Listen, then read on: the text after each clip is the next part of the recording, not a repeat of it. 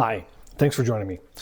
This evening I want to touch on one of my favorite books in regards to the sales and marketing strategies, and that is How to Sell a Lobster by Bill Bishop. This is his personal account of growing up and being a street vendor in New York City, and covers a number of key points that I think every business owner and entrepreneur should learn to appreciate and learn to understand. Those include marketing, customer service, pricing, and networking. Those are sort of some of the big ideas that are covered in this book, and Bill Bishop gives a unique and entertaining perspective on entrepreneurship, and this, what I would say, is a must-read for anyone interested in starting their own business. So, what are some of the big ideas that he covers in the book? First is persistence. And, we've all heard the, number of businesses that go out of business in the first year. And it is a important reality that being an entrepreneur, starting a business, is not an easy task. It's going to require a lot of persistence. And he gives a number of insightful tips on how to maintain that persistence. The other is creative and adaptability. Depending on what your business model is, you are going to have to come up with some interesting ideas on how to be unique, how to be different, how to make you stand out amongst the crowd. One of the other things that is key in this book is the focus on customer service. We all know that good food gets people in the door, and it's the customer experience that keeps them coming back again. So no matter what business model you're in, customer service is always going to be a key point. Another big point that he likes to cover in this book is pricing your product appropriately. And I want to get on this specifically tonight, but just for inclusivity, I want to make sure that we cover the last one, which is the networking, building, and relationships. Who you network with for vendors and customers and supports are all going to be important in your efforts of starting your own business. So I said tonight I wanted to talk about pricing, and that one's sort of near and dear to me, and I'll sort of share why. But there's a number of ways to approach the idea of pricing. Depending on what your business model is, you may consider something that is a time and materials plus profit makes your price. So if I'm going to send somebody out to go and gather some wood, and I'm going to have a machine that is going to cut and split that wood and sell it as firewood, I have a cost, I have a labor, and I have a profit, and that determines my sell price. Another option with this is the value-based business model. And this is the one I think is becoming more and more important, and a lot of people are overlooking, and that is doing some price research. What will the market bear, and consider your product as value.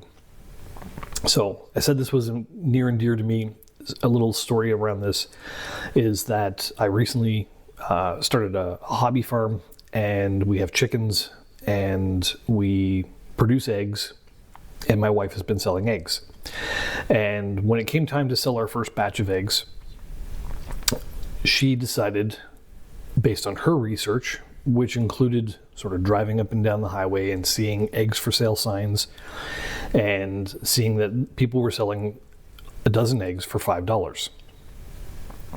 And my research included going into the grocery store and looking at the various options that were in the store. So there's the plain old brown carton eggs, there's the omegas, there's the free range, there's the organics, all various things that try to make their eggs unique and stand out and have more value. So working from the bottom, the brown carton eggs were being sold for $6. So for sake of argument, we'll just assume 50 cents an egg.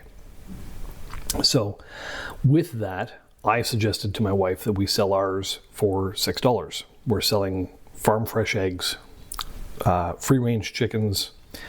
They're great and they're worth that.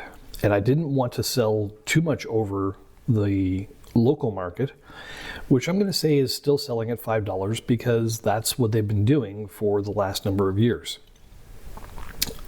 without realizing that the food industry has been increasing prices, and those local farmers should be also following suit and matching that. They're selling a superior product for less than retail right now. And one of my ideas is to go around and drop little notes in their cash boxes saying it's okay to raise your price now. But this brings me to the value-based model. Is I haven't sat down and I haven't figured out the cost of chickens, the cost of feed, the cost of looking after them. I just looked at what the market is doing and what they consider to be something of value, and determining how I want to position mine in that market. The other thing is we do a batch of meat chickens every year, and we were looking at what do we want to sell our chicken for in the grand scheme of things with the market as it is. Understanding that, I can still walk into a grocery store and buy utility bird chicken at ridiculously cheap prices. Let's just call it $1 a pound for round numbers. And I've got pasture raised chicken, a far superior product. I personally can tell the difference. So I want to sell this at $5 to $6 a pound.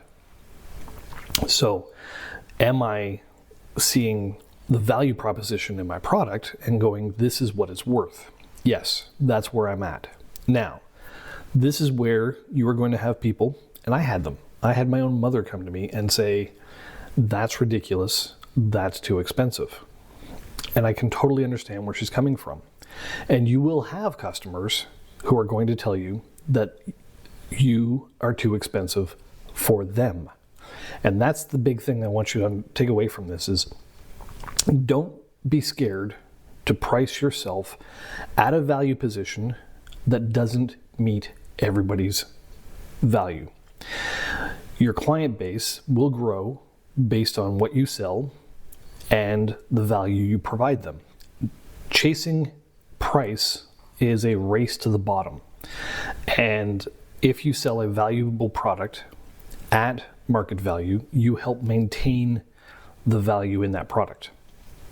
So, all this to say, as you're working through the tips and suggestions in this book, when you get to pricing, spend a lot of time looking at your product research, looking at your market research, and determining where you want to position yourself that you feel comfortable with the pricing you've set and can hold that when somebody turns around and says, you're too expensive, whether you say it to them out loud or just in your own head, I'm too expensive for you, and that is okay. So with that, we're going to wrap up for tonight, and best of luck on your business adventure.